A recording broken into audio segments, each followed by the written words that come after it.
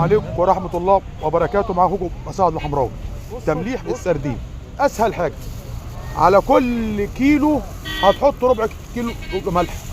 مظبوط يا حاج سعيد؟ مظبوط يا شيخ. بصوا اهو بنحط ملح اهو. احنا كده قلبنا وبنرص اهو بصوا ده سردين الماكس، احسن سردين في العالم. اللي يقول غير كده يبقى خد بالك ما يفهمش حاجه في العالم. تمام بيتعمل كده ويتدك. بصوا اهو بيدكوا عشان ما يبقاش فيه هواء، عشان الناس اللي بيبوظ منها السردين. الناس اللي بيبوظ منها السردين بصوا بيبقى واخد هواء. اهم حاجه ان انت تدفس يا حاج، صح يا حاج؟ بصوا يبقى مفيش هواء في السردين، مفيش هواء خالص. تمام. الملح بقى واخد بالك مش ياما، الكيلو عليه ربع كيلو، وبالذات في الصيف. في الشتاء ممكن تقلل خلاص وفي الصيف بيستوى. اللي يقول لك بياخد شهر وياخد 15 يوم الكلام ده مفيش. الكلام دوت يومين. سردين الماكس مع السمونيه بتاعته بيسخن، بيبقى سخن مع السمونيه فبيستوي. واللي عاوز يسويه يحطه جنب اي حاجه فيها حراره، مش حراره مباشره، يعني سخونيه زي مطبخ، زي جنب ابو بوتاجاز كده يستوي اماني اوام. سلام عليكم. يومين. بصوا الحاج بصوا بيدق ازاي خلاص.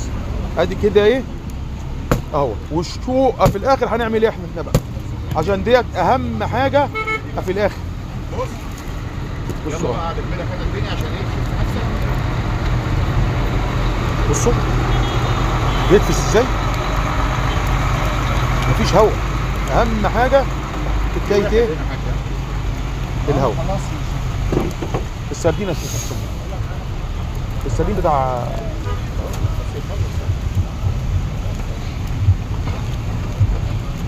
الله ينور عليك يا حاج. عايزين برطمانات بقى. ماشي. بص الاخر بقى يا شيخ. الاخر بصوا اقفله بملح. قفلنا احنا بملح خلاص. شو بقى النقطة الأخيرة دي؟ الشطة معاك يا حاج؟